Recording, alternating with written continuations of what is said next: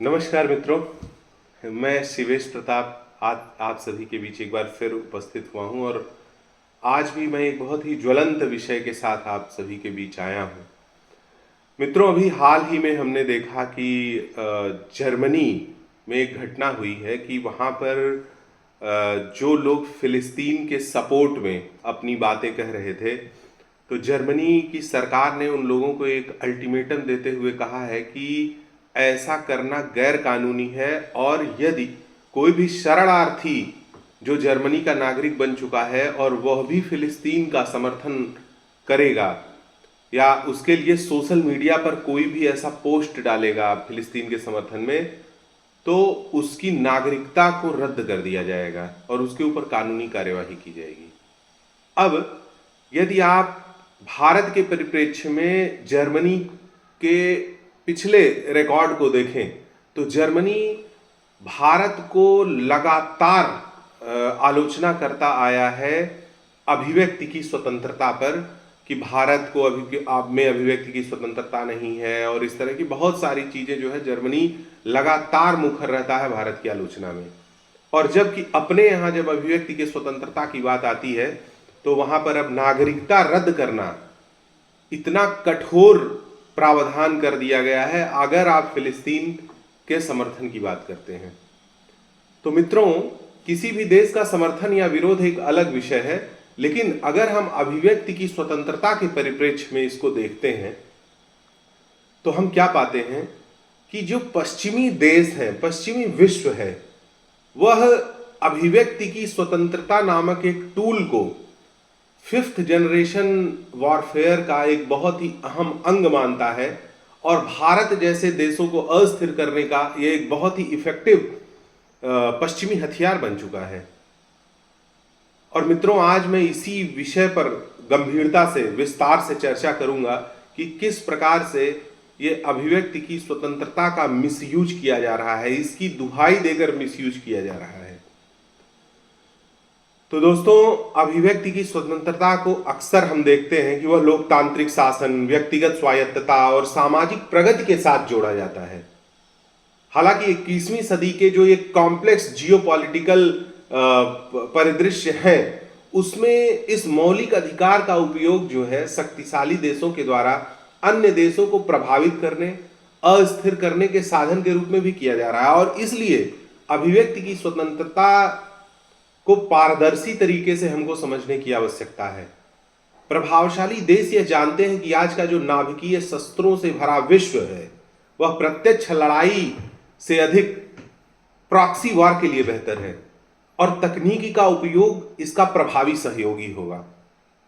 तो ऐसे में पश्चिमी दुनिया की भारत सहित कई एशियाई देशों के साथ हुए जो हाल की घटनाएं हैं, उससे स्पष्ट दिखता है कि वास्तव में ये सारे जो प्रॉक्सी वार के टूल हैं, उसमें अभिव्यक्ति की स्वतंत्रता नामक एक टूल भी सम्मिलित है।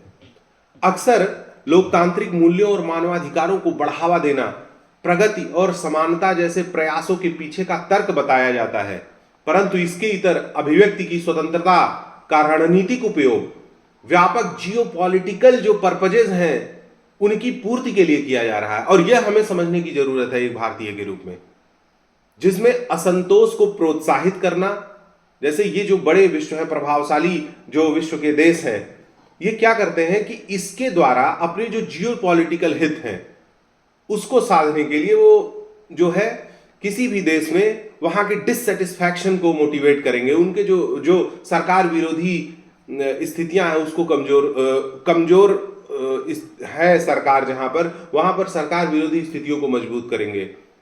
राजनीतिक परिणामों को प्रभावित करने का, जैसे कि अपने समर्थन वाली कोई भी पार्टी सत्ता में आ जाए तो हमारे हित सधेंगे। और एशियाई देशों को अस्थिर करने के लिए पश्चिमी दुनिया द्वारा अभिव्यक्ति की स्वतंत्रता के शस्त्रीकरण की पड़ताल मैं इस लेख में कर रहा हूं, जिसमें हम सभी को इसके ऐतिहासिक परिप्रेक्ष्य को, इसके समकालीन उदाहरणों को और अंतर्राष्ट्रीय संबंधों के निहितार्थ को समझने की व्यापक स्तर पर आवश्यकता है। तो मित्रों, सबसे पहले हम ऐतिहासिक संदर्भ और अभिव्यक्ति की स्वतंत्रता के जो स्ट्रैटेजिक यूटिलाइजेशंस है उस पर हम बात करेंगे। अभिव्यक्ति की स्वतंत्रता के जो भू राजनैतिक उपकरण हैं, उसकी जो शुरुआत है, उसकी जड़ें बहुत गहरी हैं। वो औपनिवेशिक और उपनिवेशोत्तर कालखंडों में हमें ले जाती हैं, जब इन पश्चिमी प्रभावशाली देशों के बहुत सारे उपनिवेश अफ्रीका और एशिया में होते थे, और उसके बाद जब वहां पर स्वतंत्रता के लिए आंदोलन हुए और उन देशों को स्वतंत्र करना पड़ा, तो उन उपनिवेशोत्तर कालखंडों में भी क्या क्या घटनाएं हुई, वो हमें यह समझने में मदद करेगा कि ये अभिव्यक्ति की स्वतंत्रता का जो एक स्ट्रैटेजिक यूटिलाइजेशन कर रही हैं ये पश्चिमी देश, वो कैसे कर रही हैं। तो हुआ यूं कि औपनिवेशिक युग के दौरान पश्चिमी शक्तियों ने एशियाई क्षेत्रों पर अपने प्रभुत्व को उचित ठहराने के लिए सभ्यता और अभिव्यक्ति को बढ़ावा देने के कथन का उपयोग किया, और तब से वो कर रहे हैं। और समय के साथ ये और डेवलप हुआ, जिसने अंतर्राष्ट्रीय संबंधों और टेक्नोलॉजी के डेवलपमेंट के बदलते स्वरूप को भी अपना लिया। औपनिवेशिक काल में पश्चिमी शक्तियों ने औपनिवेशिक आंदोलनों को दबाने के लिए, उपनिवेशी आबादी के बीच असंतोष को प्रोत्साहित करने के लिए चुनिंदा रूप से अभिव्यक्ति की स्वतंत्रता को बढ़ावा दिया, जैसे नस्लीय रूप से, जातीय रूप से, सामाजिक विभाजन करके, जिसको भारत के अंदर जो है डिवाइड एंड रूल के रूप में जाना जाता है। उदाहरण के लिए अगर आप देखें तो ब्रिटिश साम्राज्य ने भारत में बड़े कानूनों के माध्यम से प्रेस को नियंत्रित किया, लेकिन स्थानीय आबादी को विभाजित और नियंत्रित करने के लिए सीमित अभिव्यक्ति की अनुमति भी दी। दमन और अभिव्यक्ति की स्वतंत्रता की जो सिलेक्टिव एडवर्टीजमेंट है, इसकी जो दोहरी रणनीति है, वो उपनिवेशों पर कब्जा बनाए रखने में उनकी मदद करती थी, और साथ ही देश के भीतर स्थानीय, दलीय और जातीय कलह पैदा करने के मंसूबे कामयाब होते रहे। अब मित्रों, हम आगे चलते हैं और देखते हैं कि शीत युद्ध का जब युग शुरू हुआ, तो उस समय प्रचार और सूचना युद्ध का काल था, क्योंकि शीत युद्ध में खुलकर लड़ाई नहीं हो रही थी, और इस दौरान अभिव्यक्ति की स्वतंत्रता पश्चिम और सोवियत गुटों के बीच में एक वैचारिक संघर्ष का प्रमुख बैटलफील्ड बन गई थी। संयुक्त राज्य अमेरिका और उसके सहयोगियों ने कम्युनिस्ट देशों में लोकतांत्रिक आदर्शों को बढ़ावा देने और असंतोष को प्रोत्साहित करने के लिए रेडियो प्रसारण कराए, पैम्फलेट, अदर मीडिया रिसोर्सेज का उपयोग किया, और इस कालखंड में सूचना युद्ध के लिए एक अधिक परिष्कृत दृष्टिकोण की शुरुआत की, जहां अभिव्यक्ति की स्वतंत्रता को बचाव के लिए एक सिद्धांत और उपयोग के लिए एक हथियार दोनों रूप में इस्तेमाल किया गया है। तो मित्रों, अब हम अगर आगे बढ़े तो जो समकालीन स्ट्रेटजीज हैं, कंटेम्पररी स्ट्रेटजीज हैं, और ये जो डिजिटल युग हमारा आ गया है, इसमें किस तरह से इसने अपने आप को इवॉल्व कर लिया। डिजिटल युग में जियोपॉलिटिकल प्रभाव के लिए एक टूल के रूप में अभिव्यक्ति की स्वतंत्रता का उपयोग और भी अधिक ब्राइट हो गया, क्लियर हो गया, स्पष्ट हो गया। इंटरनेट और सोशल मीडिया के प्लेटफॉर्मों ने ऐसी रणनीतियों की पहुंच और प्रभाव को बढ़ा दिया, जिससे पश्चिमी शक्तियों को जो पारंपरिक स्टेट कंट्रोल्ड मीडिया होती थी, उसको दरकिनार करने और सीधे विदेशी जनता के साथ जुड़ने की अनुमति मिल गई। एक्स हो गया, फेसबुक हो गया, यूट्यूब हो गया, ऐसे जो सोशल मीडिया प्लेटफॉर्म है, जो अभिव्यक्ति की स्वतंत्रता के लिए महत्वपूर्ण प्लेटफॉर्म बन गए। हालांकि इनका उपयोग गलत सूचना, असंतोष, सरकार को अस्थिर करने आदि के लिए गलत तरीके से ये पश्चिमी विश्व करने लगे, जबकि ये प्लेटफॉर्म तो अभिव्यक्ति की स्वतंत्रता के बहुत अच्छे प्लेटफॉर्म थे। इन्होंने इंडिविजुअल को, एक मनुष्य को एक इकाई के रूप में आगे बढ़ने का बहुत अच्छा प्लेटफॉर्म प्रयोग किया था। लेकिन जाहिर सी बात है कि जहां जिस चीज का सदुपयोग होता है, उसका कुछ कुछ जगहों पर लोग दुरुपयोग भी करना प्रारंभ कर देते हैं। विशेष रूप से संयुक्त राज्य अमेरिका और पश्चिमी दुनिया ने एशिया और अफ्रीका में सरकार की वैधताओं को ही चुनौती देने, विपक्षी आंदोलन को समर्थन करने वाले लोगों को बढ़ावा देने के लिए इन प्लेटफॉर्म्स का खूब लाभ उठाया। उदाहरण के लिए अगर आप देखें, अरब स्प्रिंग के दौरान सोशल मीडिया ने विरोध प्रदर्शनों को संगठित करने में महत्वपूर्ण भूमिका निभाई। भारत में किसान आंदोलनों की आड़ में टूलकिट गैंग को अमेरिका से तथा खालिस्तान को कनाडा से मिलने वाले सहयोग, और अभी हाल में देखिए बांग्लादेश में सत्ताधारी सरकार का तख्ता पलट करने में अमेरिका की सहभागिता को संपूर्ण विश्व ने देखा। और इसके अलावा पाकिस्तान जैसे देशों ने लक्षित रूप से वहां के एक्सट्रीमिज्म को चरमपंथ को बढ़ावा दिया और वहां पर तख्तापलट हो गया। अब ये जो एनजीओ है और मीडिया आउटलेट्स हैं, इनका जो एक बहुत व्यापक प्रभाव समाज पर होता है, इसको भी एक उपकरण के तौर पर प्रयोग किया जाता है। पश्चिम में जितने भी ये जो एनजीओ हैं, गैर सरकारी संगठन हैं और मीडिया आउटलेट्स हैं, अक्सर एशियाई देशों में अभिव्यक्ति की स्वतंत्रता को बढ़ावा देने में बड़ी महत्वपूर्ण भूमिका निभाते हैं। हालांकि इनमें से कई संगठन मानवाधिकार और लोकतंत्र को ईमानदारी से वकालत करते हैं, लेकिन इन्हें पश्चिमी विदेश नीति के हितों के विस्तार के रूप में भी देखा जा सकता है। उदाहरण के लिए कुछ एनजीओ और मीडिया संगठनों के लिए धन अक्सर पश्चिमी देशों की सरकारों, धर्मांतरण को बढ़ावा देने वाले बड़े संगठनों या विशिष्ट जो जियोपॉलिटिकल एजेंडे चलाने वाली जो निजी कंपनियां होती हैं, वहां से आती है। और इस धन का उपयोग उन मुद्दों का समर्थन करने के लिए किया जाता है जो पश्चिमी हितों के अनुरूप होते हैं, संभावित रूप से ऐसी सरकारों को अस्थिर कर सकते हैं जो पश्चिमी अपेक्षाओं के अनुरूप नहीं है। बांग्लादेश में हुए तख्तापलट के बाद शेख हसीना द्वारा खुलकर यह कहा गया कि उनकी शासन जो है वो अमेरिकी अपेक्षाओं के विरुद्ध बांग्लादेश के हित में थी और इसलिए अमेरिका ने इस तख्तापलट में सहयोग किया। अब जो ये इंफॉर्मेशन वॉरफेयर है, जो मैंने बताया कि ये पांचवी पीढ़ी का जो है युद्ध कूटनीति और युद्ध स्ट्रेटजी, रणनीति का अंग है, उसमें एक बहुत बड़ा कंपोनेंट बन रहा है साइबर वॉरफेयर और इंफॉर्मेशन वॉरफेयर। साइबर युद्ध और सूचनाओं में जो हेर फेर है वो एशियाई देशों में जनमत को प्रभावित करने और तेजी से एक सोशल स्ट्रेटजी बनाने में बड़ी अहम भूमिका निभा रहे हैं। पश्चिमी खुफिया एजेंसियां और उसकी निजी एजेंसियों की झूठी जानकारी फैलाने वाले सरकारी मीडिया वेबसाइटों को हैक करने और उसका विशिष्ट एजेंडा को बढ़ावा देने के लिए सोशल मीडिया एल्गोरिदम में हेर फेर करने जैसे साइबर गतिविधियों में शामिल होने के लिए जाना जाता है। इस तरह की गतिविधियों से न केवल घरेलू संस्थानों में विश्वास कमजोर होता है जनता का, बल्कि अनिश्चितता और भय का वातावरण पैदा कर किसी राष्ट्र की संप्रभुता को खत्म किया जा सकता है। आप देखिए भारत के अंदर भी इस तरह के तमाम राजनीतिक नेताओं के और राजनीतिक दलों की अहम जानकारियों को चुराने के लिए इस प्रकार के बहुत सारे खुफिया तंत्र पीछे चर्चाओं में आए हैं। अब इसके अलावा अगर मैं बात करूं कि भारत सहित कई एशियाई देशों पर इसके क्या प्रभाव पड़ रहे हैं, तो देखिए ये जो प्रभाव है वो ठीक नहीं है। दुनिया के सबसे बड़े लोकतंत्र के रूप में भारत अक्सर अभिव्यक्ति की स्वतंत्रता के इर्द गिर्द चल रही बहसों में सबसे आगे रहता है। जहां भारत को एक ऐसे जीवंत प्रेस और सक्रिय नागरिक समाज पर गर्व है, वहीं यह पश्चिमी प्रभाव प्रयासों का भी एक लक्ष्य रहा है, इससे इनकार नहीं किया जा सकता। पश्चिमी मीडिया आउटलेट और एनजीओ अक्सर मानवाधिकार, अल्पसंख्यक मुद्दों, अभिव्यक्ति की स्वतंत्रता पर सरकार की नीतियों की आलोचना करते रहते हैं। हालांकि इनमें से कुछ आलोचनाएं उचित हो सकती हैं, आवश्यक भी हैं अपने को प्रासंगिक बनाए रखने के लिए, लेकिन इन्हें घरेलू राजनीति को प्रभावित करने और सरकार के अधिकार को कमजोर करने की व्यापक रणनीति के हिस्से के रूप में भी देखा जाना चाहिए।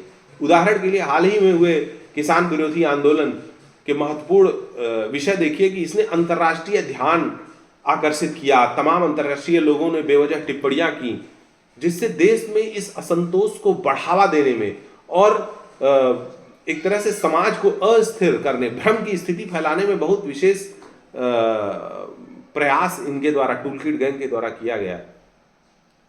चीन एक विपरीत मामला प्रस्तुत करता है, इसीलिए मैं चीन की बात यहां इसलिए करूंगा क्योंकि चीन पश्चिम के इन हथकंडों को समझता है और उसके माकूल प्रत्युत्तर के लिए अपनी तैयारियां करता है। भारत को इससे सीखना चाहिए।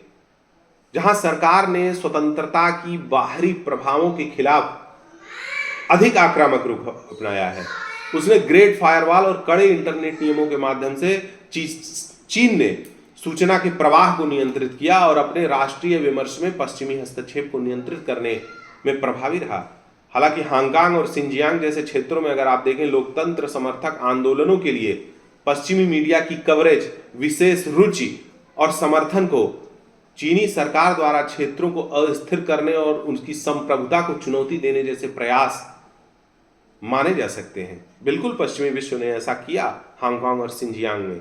और इसके अलावा जो म्यांमार की स्थिति आप देखिए, म्यांमार के जो राजनीतिक परिदृश्य हैं, अभिव्यक्ति की स्वतंत्रता के रणनीतिक उपयोग से काफी प्रभावित हुए। रोहिंग्या संकट के दौरान पश्चिमी मीडिया, एनजीओ ने मानवाधिकारों के हनन को उजागर करने में महत्वपूर्ण भूमिका निभाई। इसने जातीय और धार्मिक तनाव को हवा दी, देश में अस्थिरता को व्यापक करने में बहुत योगदान दिया। इसके बाद 2021 में सैन्य तख्तापलट हो गया। अंतर्राष्ट्रीय संबंधों के निहितार्थ इसमें देखिए क्या है। जब हम अभिव्यक्ति की स्वतंत्रता को 5th जनरेशन वॉरफेयर का एक अहम अंग मानते हैं, तो इसको इस रूप में भी समझना आवश्यक है कि पश्चिमी दुनिया द्वारा अभिव्यक्ति की स्वतंत्रता का जो ये शस्त्रीकरण है, यह संप्रभुता, स्थिरता और वैश्विक शासन के संदर्भ में अंतर्राष्ट्रीय संबंधों के लिए एक महत्वपूर्ण निहितार्थ भी रखता है। अभिव्यक्ति की स्वतंत्रता का रणनीतिक उपयोग जो है, स्ट्रैटेजिक यूटिलाइजेशन जो है, वो सोवरेनिटी, डोमेस्टिक जो इश्यूज हैं उसमें अनावश्यक हस्तक्षेप के सिद्धांत को चुनौती देता है, जो अंतर्राष्ट्रीय कानून का एक आधारशिला है।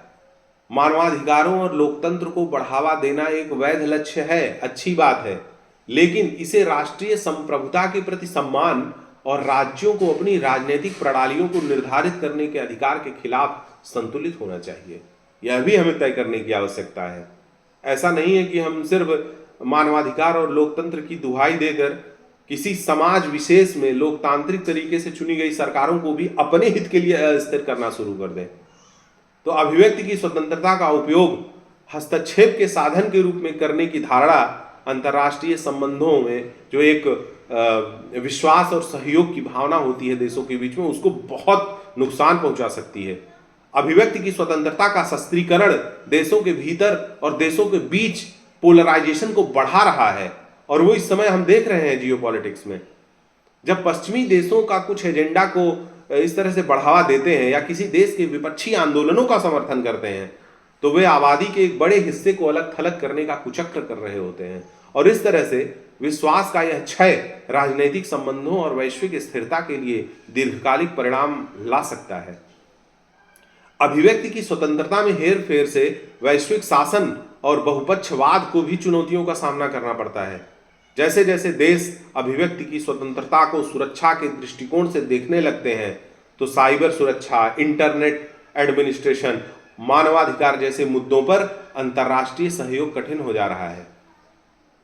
लोग सहमति नहीं बना पा रहे हैं क्योंकि उन्हें लग रहा है कि ये जो नियम ऑलरेडी हमारे पास बनकर आ रहे हैं, यह पश्चिमी देशों की मोनोपोली इनमें अधिक है और उनके लाभ लेने की भावना अधिक है। इसमें सबके परम कल्याण की भावना कम है।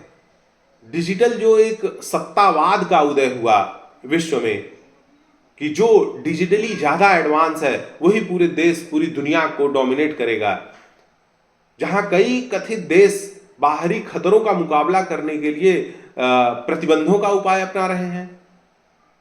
सामान्य जो मानदंड हैं और जो मानक स्थापित करने के प्रयास हैं, ऐसे जो विषय हैं वो उसको बहुत जटिल बना रहे हैं। क्योंकि देखिए, टिकटॉक आदि के माध्यम से जिस तरह से चीन दुनिया के कई देशों में सूचनाएं चुराने और वहां के लोगों को अस्थिर करने का प्रयास किया, इसी तरह से बहुत सारे देशों ने, बहुत सारे अमेरिकी सोशल मीडिया प्लेटफॉर्म को अपने यहाँ प्रतिबंधित किया क्योंकि उनको लगा कि ये हमारी संप्रभुता के लिए खतरा है। तो आप बताइए, ऐसे स्थिति में हम क्या विश्व भर के लिए एक मानक साइबर सुरक्षा, इंटरनेट एडमिनिस्ट्रेशन या ह्यूमन राइट जैसे मुद्दों पर हम सभी देशों का एक सहयोगात्मक रुख प्राप्त कर पाएंगे? नहीं कर पाएंगे। और इसीलिए ये चीजें और कॉम्प्लेक्स होती जा रही हैं। जितनी भी कॉम्प्लेक्सिटीज हैं और ये जो अनएक्सपेक्टेड इसके रिजल्ट्स आ रहे हैं, इसकी संभावनाओं को देखते हुए विदेशी संदर्भों में अभिव्यक्ति की स्वतंत्रता को बढ़ावा देने के लिए सावधानी और सूक्ष्मता की आवश्यकता है। अब देखिए, हम अगला जो विषय हमारा है कि अभिव्यक्ति की स्वतंत्रता के जिम्मेदार उपयोग को बढ़ावा कैसे दे सकते हैं। देखिए, देशों की जिम्मेदारी से अभिव्यक्ति की स्वतंत्रता को बढ़ावा देना चाहिए, हर देश को करना चाहिए। अस्थिरता और संघर्ष की संभावना को पहचानते हुए। इसमें स्थानीय नेतृत्व और नागरिक समाज संगठनों का समर्थन आवश्यक है, जो वास्तव में अपनी समुदायों के हितों का प्रतिनिधित्व करते हैं। वह टूलकिट का अंग न हो। इसका मतलब यह है कि वे सांस्कृतिक और राजनीतिक संदर्भ में काम करते हैं। उनके प्रति सचेत रहना और ऐसे कार्यों से बचना जो हस्तक्षेप के रूप में देखा जा सकता है। अभिव्यक्ति की स्वतंत्रता के शस्त्रीकरण से उत्पन्न चुनौतियों का समाधान करने के लिए पश्चिमी और एशियाई देशों के बीच अधिक संवाद और पारस्परिक समझ होनी चाहिए। इसमें राष्ट्रीय सुरक्षा और स्थिरता के बारे में सरकार को वाजिब चिंताओं को स्वीकार करना, साथ ही साथ मानवाधिकार की सुरक्षा की भी वकालत करनी चाहिए। टकराव के बजाय रचनात्मक जुड़ाव अभिव्यक्ति की स्वतंत्रता के लिए अधिक संतुलित और सहकारी दृष्टिकोण है, कोऑपरेटिव पॉइंट ऑफ व्यू होगा। और इसलिए अभिव्यक्ति की स्वतंत्रता और अंतर्राष्ट्रीय संबंधों में इसकी भूमिका के संबंध में अंतर्राष्ट्रीय मानकों को मजबूत करने की आवश्यकता है। अभिव्यक्ति की स्वतंत्रता एक मौलिक अधिकार है जो लोकतांत्रिक समाज और वैश्विक मानवाधिकार की नींव है। हालांकि इसमें जो जियोपॉलिटिकल कंपटीशन है और ये जो डिजिटल एरा के संदर्भ में यह प्रभाव और अस्थिरता के लिए एक शक्तिशाली उपकरण बन गया है, तो ऐसे में एशिया और अफ्रीका को अपने मूल्यों और हितों को बढ़ावा देने के लिए पश्चिमी दुनिया के इस फ्री स्पीच के उपयोग ने संप्रभुता, स्थिरता और अधिकारों के नैतिक उपयोग के बारे में बड़े सवालिया और महत्वपूर्ण प्रश्न उठाए हैं, जिसे एशिया और अफ्रीका के लोगों को समझना चाहिए। एक अधिक जिम्मेदार और सूक्ष्म दृष्टिकोण अपनाकर अंतर्राष्ट्रीय समुदाय यह सुनिश्चित कर सकता है कि अभिव्यक्ति की स्वतंत्रता सकारात्मक बदलाव के लिए एक शक्ति के रूप में काम करे, न कि अस्थिरता फैलाने के लिए एक हथियार के रूप में काम करे। और मित्रों, इसी के साथ आज की चर्चा मैं समाप्त करता हूं। मेरे इस चैनल को आप सभी लाइक, शेयर और सब्सक्राइब करें, अपने दोस्तों को भी शेयर करें, और इस तरह से हम अपनी जागरूकता के माध्यम से संगरोध पैदा कर सकते हैं। सभी को नमस्कार।